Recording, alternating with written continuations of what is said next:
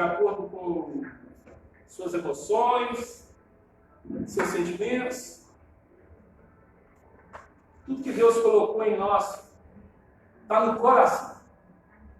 Esse tema é um tema que a Bíblia sempre traz, que o coração é um lugar onde tudo realmente acontece. Então, quero que você preste atenção nessa letra.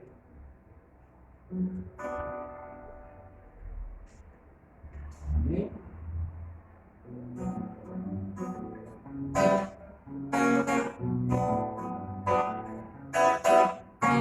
Onde nascem as fontes da vida, e os loucos duvidam de Deus, onde negros se tornam os dias, e os homens se acham mais seus.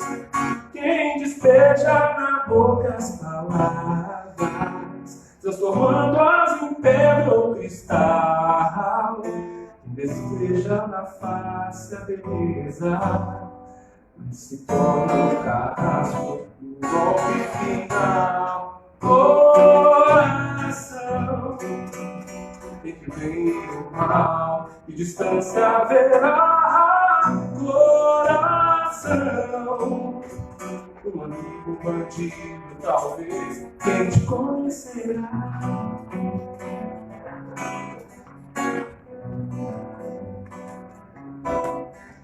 Onde ódio encontra raízes e o amor se mistura à paixão, onde a vida nos traz cicatrizes e desprezo se faz solidão.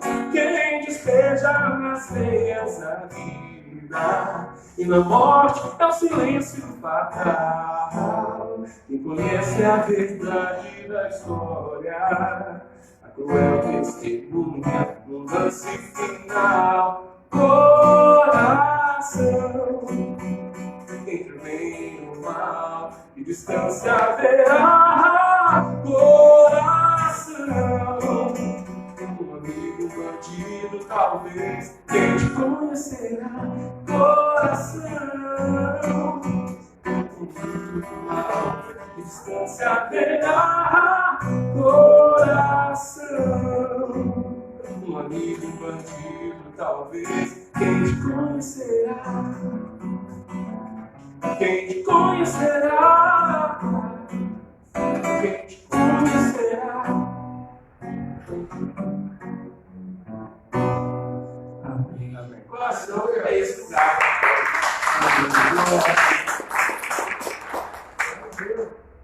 Aleluia. E nós vamos falar sobre o coração.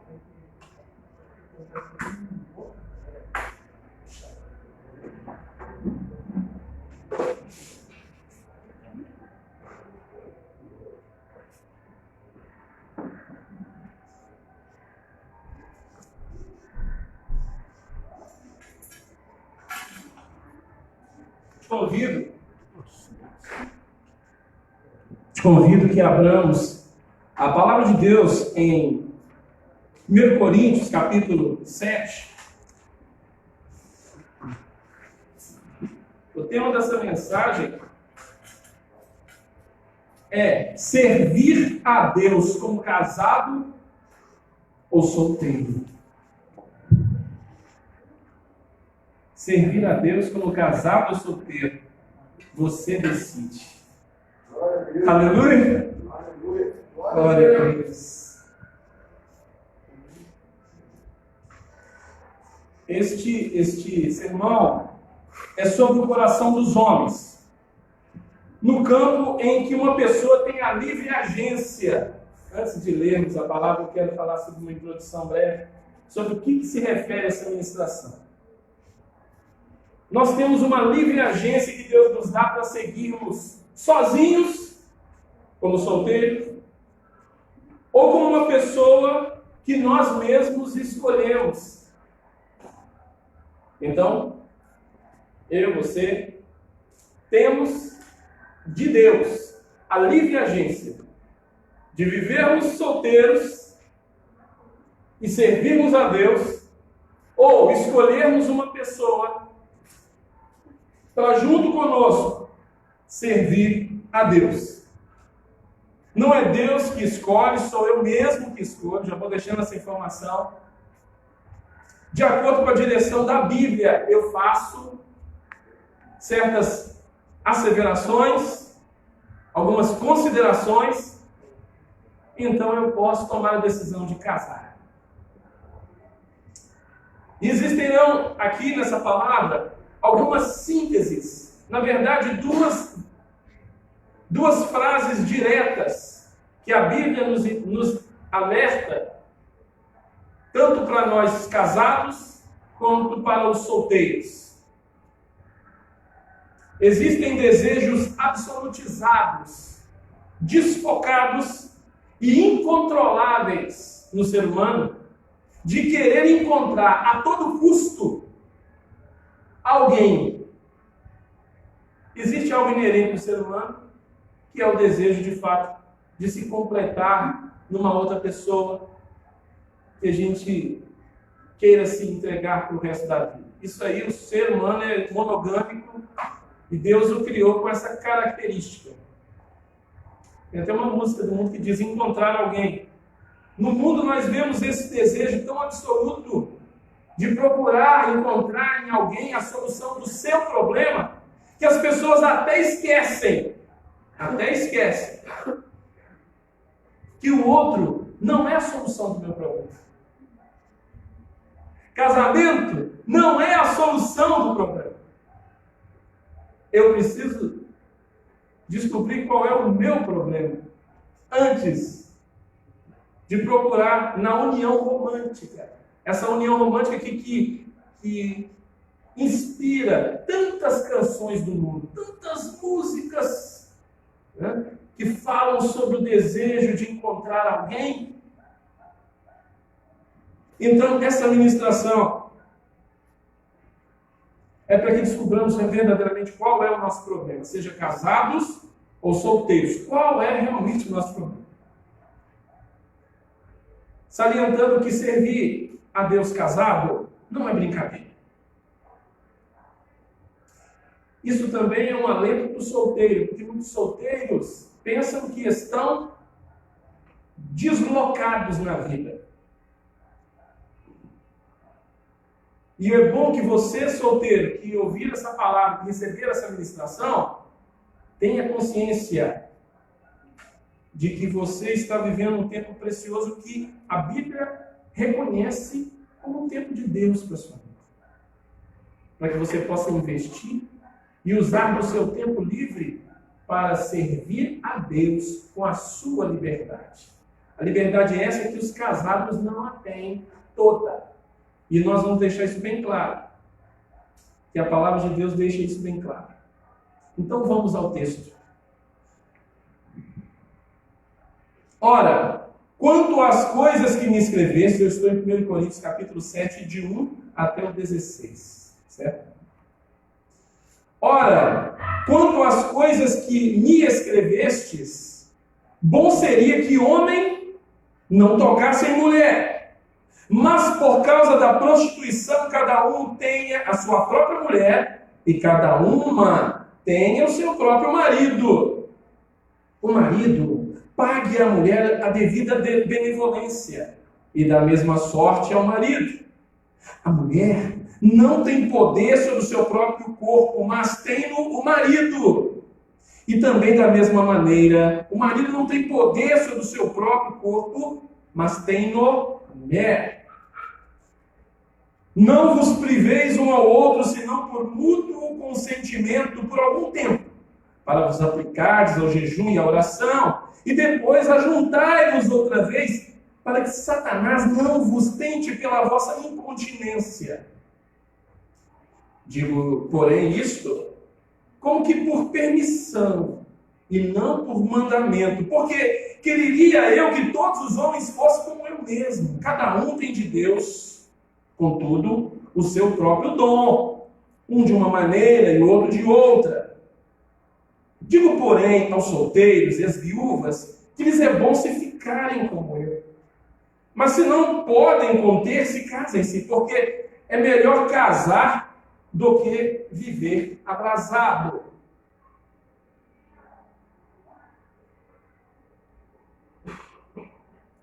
Todavia, aos casados mando, não eu, mas o Senhor, que a mulher não se aparte do marido. Se porém se apartar, que fique sem casar, ou que se reconcilie com o marido, e que o marido não deixe a mulher. Mas aos outros, digo eu, não, Senhor. Se algum irmão tem mulher descrente e ela consente em habitar com ele, não a deixe. E se alguma mulher tem marido descrente e ele consente em habitar com ela, não o deixe. Porque o marido descrente é santificado pela mulher, e a mulher descrente é santificada pelo marido. De outra sorte, os nossos filhos seriam imundos, mas agora são santos. Mas se o descrente se apartar, aparte-se, porque neste caso o irmão ou irmã não está sujeito à servidão, mas Deus chamou-nos para a paz. Porque de onde sabes, ó mulher, se salvarás teu marido? Ou de onde sabes, ó marido, se salvarás tua mulher? Só até aí, versículo 16.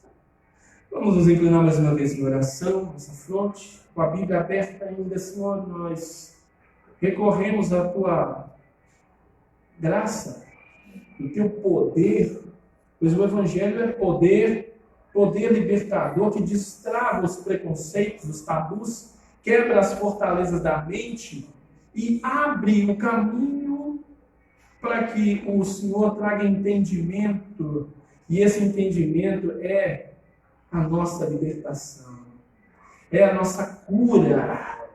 Senhor, nós contamos contigo, contamos com a tua sabedoria, essa que vem do céu, vem pronta, destruindo todos os sofismas, argumentos e todo esse peso de imundície que, como uma cachoeira de sujeira, tenta entrar na nossa vida, tenta entrar na nossa casa. Mas graças a Deus, o Senhor tem nos mantido e nos segurado pela mão, pela tua misericórdia. Continua nos ajudando e com a graça dessa palavra que nos tornemos ainda mais operosos no serviço a ti. É o que oramos, crendo no nome de Jesus. Amém? Amém. Pois bem, dada a introdução que já foi feita sobre o coração, sobre esse campo onde nós temos essa livre agência, eu quero relembrar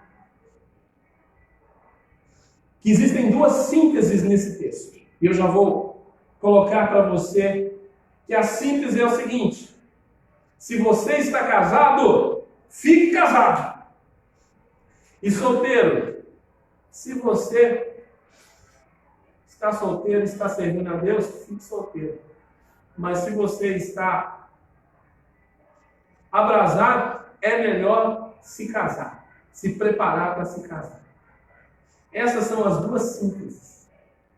Porque é melhor casar do que viver abrasado.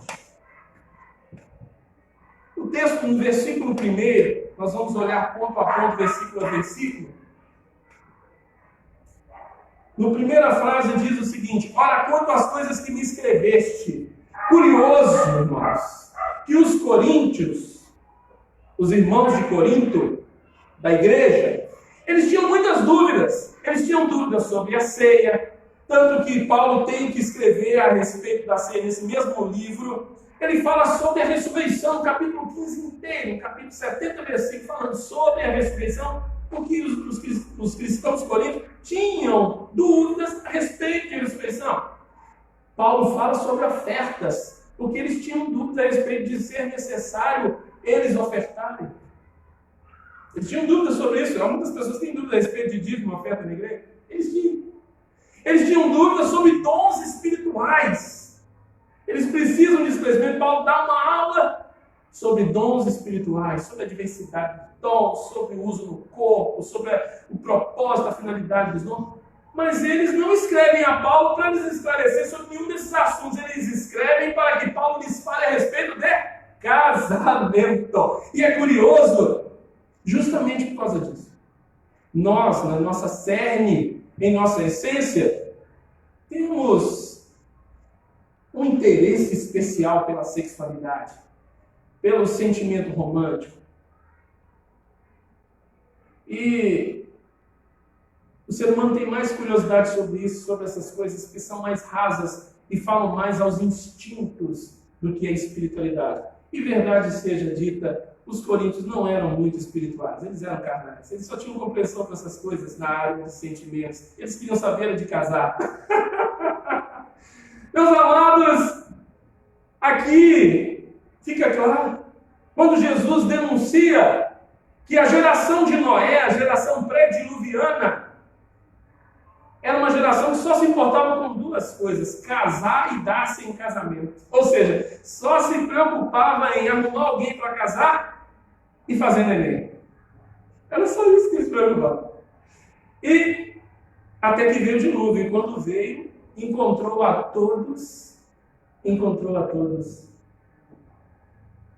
dispersos, porque isso se torna uma distração. Você vê essa liberdade do sexo livre, essa orgia desenfreada, onde ninguém é dono de ninguém.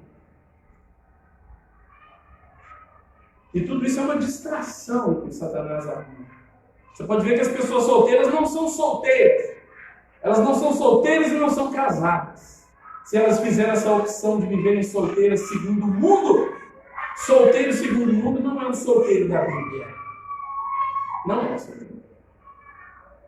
As irmãs solteiras e irmãos solteiros aqui sabem disso. Aqui vemos que Paulo, no mesmo versículo, já diz: bom seria que o homem não tocasse em mulher. Ou seja, já de imediato, Paulo já joga um balde de água fria numa cultura que é uma cultura que respira sensualidade e uma atmosfera envolta nos templos de prostituição, como já foi falado aqui. Paulo diz: bom seria que o homem não tocasse em mulher. Paulo, o que vocês estão querendo dizer? Vocês estão querendo dizer que o sexo é ruim? Que o sexo é sujo para um cristão? Que o sexo é algo impuro que não deve ser realizado? Então, claro que não. Paulo não está dizendo nada disso. Paulo está falando aqui claramente que o versículo 2 diz isso. Mas por causa da prostituição, cada um tem a sua própria mulher e cada uma tem o seu próprio marido. Por causa do espírito de prostituição que estava na televisão de Coríntios, que estava nas rádios, nas músicas de Coríntios, que estava nas redes sociais de Coríntios, que estava nas piadinhas na fila do açougue de Coríntios, que estava na mente e que de tal maneira batia nos cristãos de Corinto, que eles viviam em luta entre toda essa sujeira que eles veem, assistem e presenciam, e o perigo dessa sujeira descer para o coração e se tornar parte deles. Porque aí já não basta fazer, só de pensar, só de olhar, já está contaminado, já está pecando. E é esse o perigo que o espírito de prostituição em Corinto é a razão por que Paulo defende que cada um deve ter a sua esposa e cada uma tem que ter o seu esposo. Seguimos. Se você pensar no capítulo 5 que nós já acompanhamos, onde houve um caso de imoralidade tal, que o rapaz ousou ter relações com a sua madrasta, esposa do seu pai, nós veremos que a história, há 2000 anos atrás, ela escancara que o coração é o mesmo, nossos corações são os mesmos, as situações que aconteceram há 2000 anos atrás acontecem hoje. E a qualquer um de nós estamos sujeitos, e essa é a razão porque Todo cuidado à palavra de Deus nos alerta, porque o pecado ele já se aporta verdadeiramente. No versículo 3, o marido pague à mulher a devida benevolência da mesma sorte, a mulher ao marido. Está falando sobre prazer sexual. A mulher não tem poder sobre o próprio corpo, mas tem no marido. E também da mesma maneira, o marido não tem poder sobre o próprio corpo, mas tem a mulher. Esses dois versículos falam sobre o modo igualitário como Deus trata a relação conjugal, a intimidade. Não existe na intimidade conjugal um superior ou inferior. O prazer é dividido ao meio.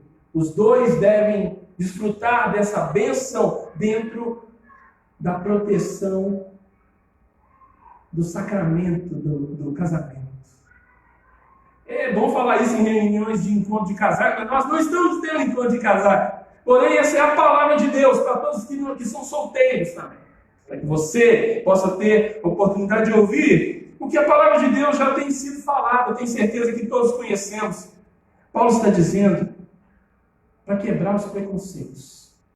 Que o homem e a mulher, dentro dessa relação, devem tornar essa relação um prazer para os dois. E ainda diz mais no versículo 5, não vos priveis um ao outro, não vos priveis, não impedir com que aconteça o enlace, o amor, o clímax da relação da vida de casal. Senão por mútuo consentimento, olha só que belo e que nobre, para vos aplicardes ao jejum e oração, é até bonito.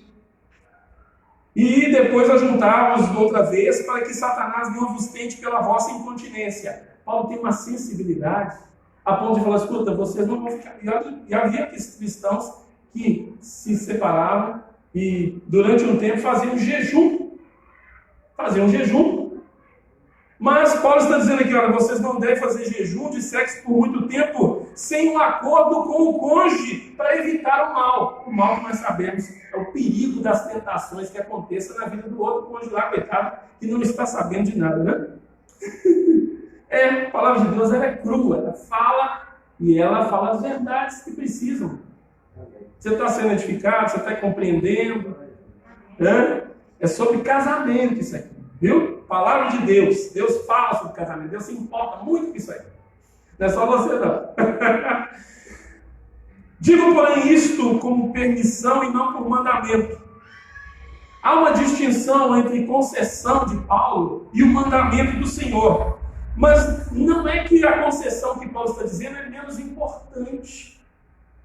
Mas Paulo está dizendo, gostaria muito que as pessoas servissem a Deus totalmente na obra, sem ter preocupação com família. Olha só a mentalidade do Paulo. Paulo é um missionário. Paulo é um apóstolo. E os cristãos desse tempo são cristãos que vivem um evangelho efervescente, um evangelho apaixonado, em que muitos se entregam até ao martírio para morrerem por amor a Cristo, imitando seu Senhor, Jesus. Esses cristãos, muitos deles, optam pelo celibato. O celibato é não casar, para poder servir a Deus à disposição, igual Barnabé fez e Paulo fez também. Paulo e Barnabé, parece que Paulo até já tinha sido casado, de tal maneira que ele conhece a vivência da rotina de casado, ou ele era viúvo, né?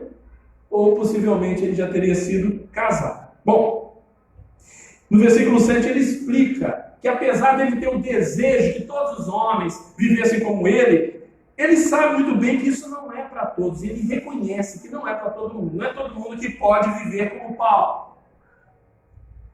Porque quereria que todos os homens fossem como eu mesmo, mas cada um tem de Deus o seu próprio dom, um de uma maneira e outro de outra. Isso deve ser respeitar Deus, muito respeito, lembra que eu falei? Deus nos dá a livre agência para você escolher. E aí vão vir alguns poréns nessa liberdade que nós temos. Uma vez feita a decisão, uma vez feita a escolha, agora o negócio é diferente. Mas vamos lá, vamos seguir. Aos solteiros, a síntese do mandamento de Deus é, o que eu falei? Melhor casar do que viver. Olha os versículos 8 e 9. Digo, porém, aos solteiros e às viúvas que lhes é bom se ficarem como eu. Mas se não podem conter-se, casem-se, porque é melhor casar-se do que abrasar-se. Abrasar-se não é o sujeito que faz aquela música assim: meia-noite no meu quarto, ela vai surgir. É verdade. Pô, esse cara está pensando só. Por que ele arrumou a mulher? Porque ele está imaginando que uma imagem, uma visão vai surgir dentro do quarto dele, uma mulher vai aparecer. E igual isso, eu estou citando essa música para você ver como é que é a distância entre o solteiro de Deus e aqueles que optam pelo caminho do Senhor.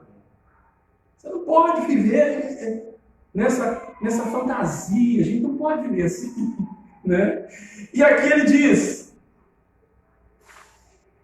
é melhor casar. E então, primeira observação: se eu quero me casar, aí vai para o solteiro, hein? Se eu quero me casar, casamento não é uma solução para o solteiro. Você, solteiro, não está sozinho. Tá? A gente, por causa da cultura de felicidade, as pessoas preferem estar mal acompanhadas do que felizes, tranquilas. Você, cristão que serve a Deus como solteiro, a grande verdade, você não tem maiores obrigações e menos complicações sociais. Você não tem que cuidar de uma pessoa até o fim da sua vida, meu querido e minha querida. Você não tem que submeter suas decisões ao que agrada ou não a outra pessoa. É isso que é casamento. Você sabia disso? Sabia? Você, solteiro, tem o potencial de transformar seu tempo livre numa grande oportunidade de viver para Deus. Apoiar ministérios, ajudar sua igreja a crescer, você mesmo crescer financeiramente, pessoalmente, intelectualmente, lendo livros, investindo em pessoas e principalmente, e essa é uma dica para os solteiros, para você que quer servir a Deus durante o seu tempo de solteiro, que pode ser um tempo na sua vida, sim. Eu vivi durante um bom tempo solteiro, e nós temos que servir a Deus, e creio que foi um tempo proveitoso. Aprendi muitas coisas, servi muito a Deus, conheci algumas coisas sobre igreja, etc. Solteiros, por opção no mundo, vivem em egoísmo e depravação. Por isso que solteiros no mundo não só podem ser considerados verdadeiramente solteiros, segundo o que a Bíblia está dizendo. Os solteiros, segundo o mundo, caem em depressão, porque eles não estão nem solteiros nem casados. Eles estão em prostituição. Não é verdade? Você, cristão solteiro, pratique a bondade. Faça da ajuda aos outros a ocupação da sua mente. Divida o que você tem sobrando, porque se você tem sobrando, você solteiro não tem tanta despesa. Você solteiro não tem que pagar muitas escolas, não tem que, né? Tem tantas passagens, não tem tantos, né? Você pode ajudar se está sobrando. Você põe a mão no arado e vai pelos campos para pregar o evangelho, porque você tem tempo livre. Mas se tiver necessidade de casar, então você deve casar. Segunda pergunta, se eu tenho que casar, essa aí está respondida. Mas e a outra questão? Com quem eu devo me casar? Um lado interessante da predestinação é que Deus me dá inteligência para fazer certas escolhas. Ele me tornou idôneo, capaz. E essas escolhas importantes, como por exemplo, escolher a pessoa com quem você vai viver para sempre na terra. Um amor que é uma união imortal. E é você que escolhe e é ela também que te escolhe. Não é só você que escolhe, né? Você se escolhe. Porém, Deus sabe quem será a pessoa que você vai escolher. E Ele já tem um plano preparado para essa nova família que vai começar. Olha que coisa linda, né? Quando Caleb olhou para Isabela e eles se namoraram, Deus, eles falaram assim, eu vou nessa. Eu não sei se vocês falaram assim, era a minha escolhida que Deus me deu, não sei como é que é isso, né? Tem, mas, embora essa escolha seja deles, mas o Senhor já contemplava. Meus amados, qual que é a finalidade de Deus unir pessoas numa família? Segundo a bênção de Deus, diz a Bíblia que em ti serão benditas todas as famílias da terra. Essa é a bênção que Deus falou a Abraão, porém, por inferência, ela está relacionada com Jesus Cristo. Porque o verdadeiro descendente de Abraão é Cristo Jesus. E ele sim é a bênção, que é a soma de todas as bênçãos espirituais. E quando Jesus entra nas famílias, quando Jesus está inserido dentro do seio do lar, essa é a família bendita. E esse projeto de Deus chamado família, que o diabo faz de tudo para detonar, começa com casamento. E daí que quando Deus une, quando nos unimos, eu e a Sônia, quando nos unimos numa relação matrimonial e mortal, é para que nós sejamos bênção na vida de outras famílias. É assim que Deus quer que a partir de agora nós sirvamos a Ele como família que vai agora abençoar outras famílias. Estão entendendo, irmãos? De todo jeito você está servindo a Deus. Solteiro ou casado, é servir ao Senhor. É para isso que Deus nos chamou. É para servir a Ele. No versículo 10, todavia aos casados mando não eu, mas o Senhor, que a mulher não se aparte do marido. Aos casados, portanto, aqui está a síntese que eu estou repetindo. Casou? Casou? Casou? Agora fique casado. Agora permaneça casado. Ele está dizendo aqui, ó, não se aparte do marido. Não se separe da mulher. Meus amados, essa é a síntese do casado. Está vendo, solteiro? Você está entendendo? Está entendendo aí? É isso, querido. É isso. É isso que nós precisamos de que o solteiro saiba. Ele continua dizendo assim, eu já vou encerrar logicamente. Se porém se apartar, versículo 11, se porém se apartar, que fique sem casar, ou que se reconcilie com o marido. Eu já vi isso, nós já vimos, é lindo quando acontece. E que o marido não deixe a mulher. Mas aos outros digo eu, não o Senhor. Não se confunda muito com essa questão, digo eu, digo Paulo, digo o Senhor. Isso aqui é ordenança bíblica, tá? É direção de Deus. Paulo está inspirado pelo Senhor e ele tem autoridade segundo o cânon bíblico. Se algum irmão tem mulher descrente e ela consente em habitar com ele, não a deixe. E se alguma mulher tem marido descrente e ele consente em habitar com ela, não o deixe. Porque o marido descrente é santificado pela mulher. E a mulher descrente é santificada pelo marido, de outra sorte, os vossos filhos seriam imundos, mas agora são santos. Então, o que acontecia? Muitas vezes o evangelho era algo novo. Então, alguns casais se casavam, e depois que eles estavam casados, o cônjuge, o marido ou a esposa se convertia, enquanto que o seu cônjuge lá em casa não está sabendo de nada. E aí ele vai, ou ela vai e fala, não, escuta, eu não casei com você assim, eu não quero passar para essa seita dos nazarenos aí. Então, vamos embora. E se ele ir embora, se ele quisesse ir embora, se ela quisesse ir embora, o cristão tem que dar essa liberdade. Está escrito aqui na Bíblia que tem que dar essa liberdade. Porém, ele diz, olha, se ela te ama e se ela quer continuar contigo, apesar de você ser cristão e ela não, continue com ela, não se separe dela. E essa interpretação, ela é distorcida por alguns e trazida para um contexto que, de alguma forma, favorece o engano.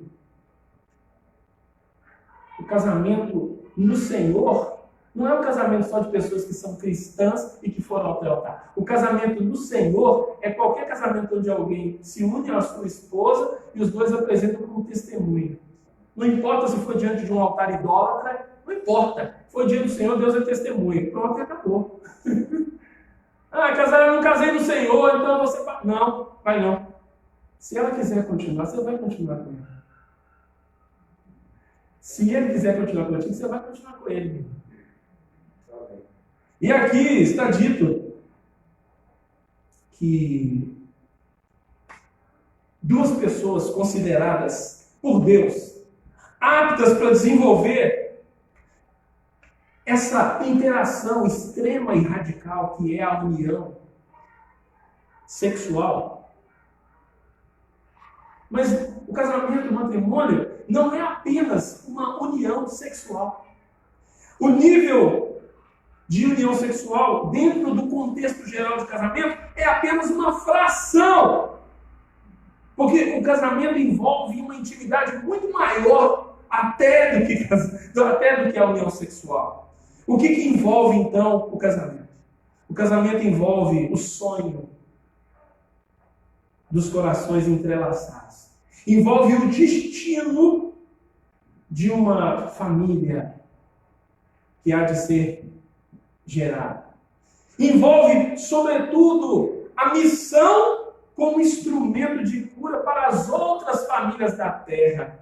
Se essa família cristã conseguir reproduzir o modelo de Cristo dentro de um lar, essa família vai ser um exemplo que vai contagiar, que vai abençoar, que vai alcançar os seus familiares, que vai alcançar a sua rua, que vai alcançar o seu bairro. Louvado seja Deus. Que bênção, que Deus nos ajude, que Deus me ajude, te ajude a sermos esses instrumentos de cura como família constituída para gerar essa vida. Mas tudo vai depender do diálogo entre vocês, para resolver os conflitos que vêm e que virão, sempre virão. A sensibilidade para se entregar um ao outro. O amor de querer o bem um do outro e satisfazer a vontade do outro, sim, por que não? E isso sem deixar Deus de lado. Sem deixar Deus de lado. Estar casado é servir a Deus com outras responsabilidades além de servir a Deus. Será que dá dando claro para entender essa frase? Servir a Deus é estar casado com suas responsabilidades e, além de tudo, ainda servir a Deus. Tem muitas pessoas que acreditam que simplesmente estar casado já faz um grande favor cristão. E não é. Você está fazendo favor para você mesmo. Se você escolher uma mulher de Deus, a Bíblia diz, feliz é você. Se você encontrou uma varoa, você é feliz. Mulher que edifica, mulher virtuosa. Você, mulher, que encontrou marido. Mas isso não é ainda todo o trabalho como cristão. Isso é apenas um lado. E por isso, solteiro, você tem que entender que o cristão casado, ele tem que se dedicar ao compromisso de casar-se e de manter-se casado.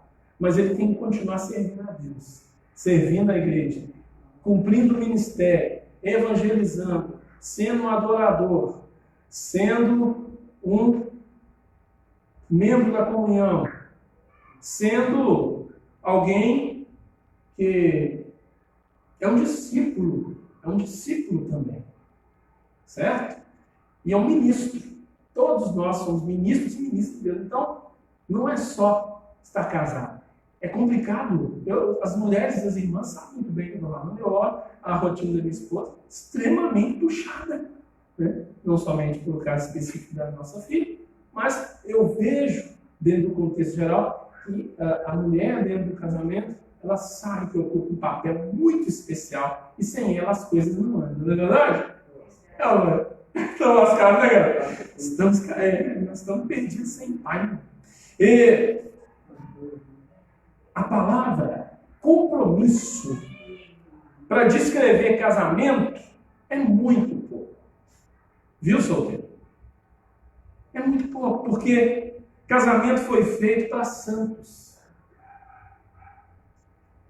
Pois se a Bíblia diz que se você só é salvo se você permanecer até o fim, você só é salvo se permanecer até o fim. Então, é justo dizer que você só permanece casado se você for salvo. Meu irmão. Isso é coisa para santos. Permanecer. no meio de uma geração corrupta, instável, onde nada dura, nada permanece, onde a paciência é desse tamanhozinho. Meus irmãos, só pelo poder do Espírito Santo.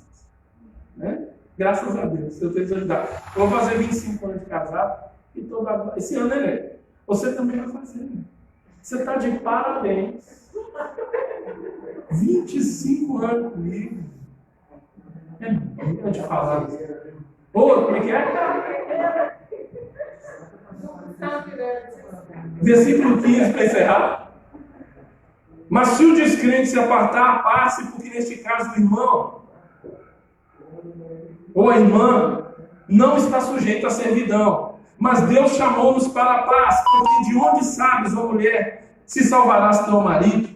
Ou de onde sabes, ó marido, se salvarás a tua mulher? Aqui, nesse último versículo, não era comum um cristão se casar com um não crente. E hoje nós vemos isso demais. Muitas vezes as decisões são tomadas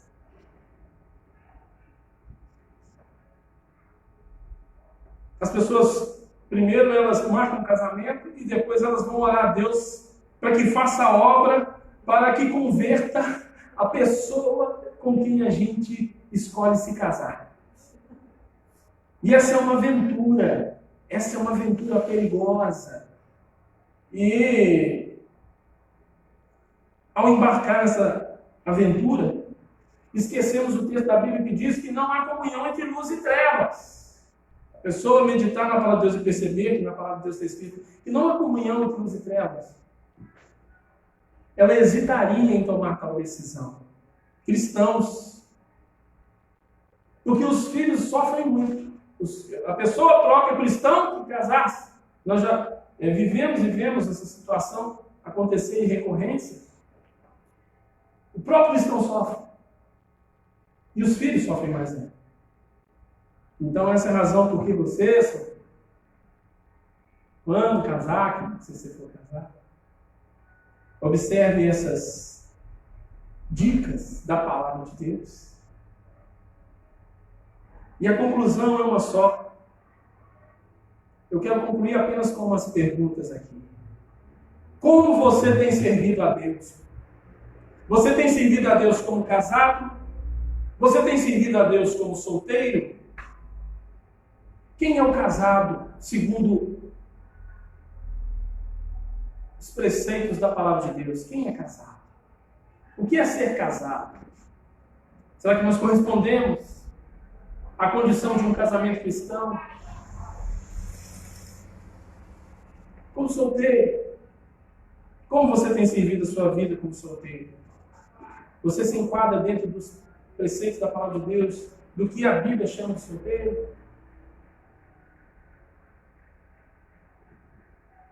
Como o seu casamento pode ser um instrumento para servir a Deus melhor?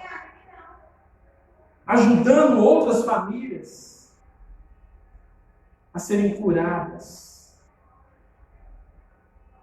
Às vezes, o ministério, a pregação da palavra, precisa de ser acompanhada daquele irmão crente vizinho que mora perto. Pode ser ouvindo uma mensagem da pregação em cima do púlpito, mas é preciso que aquele irmão da igreja que mora perto da pessoa que está ouvindo a palavra possa transmitir a vida e o testemunho de uma vida de família cristã, para que as duas coisas andem juntas.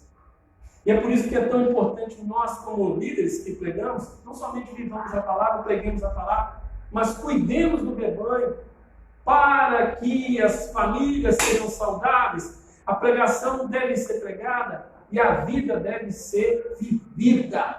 Porque isso não é só palavra para se ouvir, isso é para a gente buscar misericórdia, pedir o sangue de Jesus para nos perdoar, para nos lavar, para nos limpar e nos renovar para podermos perdoar e amar e entrar de cabeça nesse projeto de reconstrução. Porque está tudo detonando, está tudo derrubando, está tudo em ruínas. mas você vai permanecer de pé, porque aquele que te ajuda, Ele é fiel, Ele é o Senhor.